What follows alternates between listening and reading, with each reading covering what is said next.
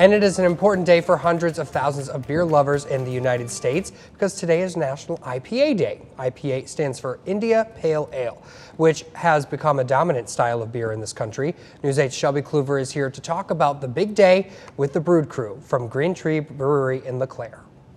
Hello, we are joined now by Luke Henriksen and Richard Day of Green Tree Brewers out in LeClaire. Thank you guys so much for coming in. Thank you. Thanks for having us. Today's a pretty special day. Today is National IPA Day. Whether you love them or you hate them, I feel like you have to appreciate what they mean to the brewing community. Absolutely, yes. And we have two new IPAs that are available in our tap room right now. We have the Pants Dance, which is a session hazy pale ale utilizing new South African hops, which are newly available in the country this year. Wow. And we also have a thiolized black IPA using a new yeast that's genetically modified to release flavor potentials that have never been able to be accessed by brewers before. So two exciting new things that are pretty cutting edge.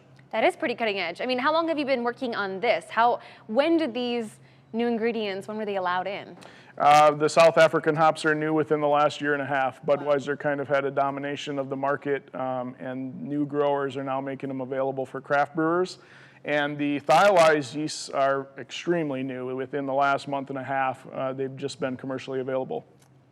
And so when people come into Green Tree and they want to try a new IPA, is this a good IPA for starters?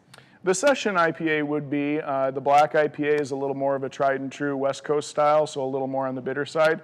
But it's not one that's readily available most of the time. Craft brewers aren't making it as much these days anymore. So if you want to try a great black IPA, it's on tap now. And we have two other good IPAs at the brewery. One of them is a Pilsner. It's a hoppy Pilsner, and that's a fairly light, clear beer to drink. And then we've got our standard Ceiling Zero. That's our New England IPA that we've had around for years. Really quickly, I mean, if someone doesn't like an IPA, what would be your push? What would be your pitch for why this is a type of beer that you really should give a second chance? New school IPAs are more focused on the late additions of the hops, which accentuate the flavor and the aroma of the beer, not so much the bitterness. So if you're looking for IPAs and you don't like the bitter side of things, it's the best time to try.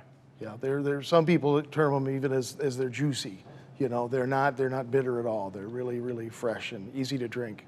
Wonderful. And there's lots of exciting things coming up at Green Tree. We've got Oktoberfest celebrations. We've got anniversary celebrations. But to hear about that, you're going to have to tune in tonight at 6:30 for What's Brewing. Guys, thank you so much for coming in. Thank you.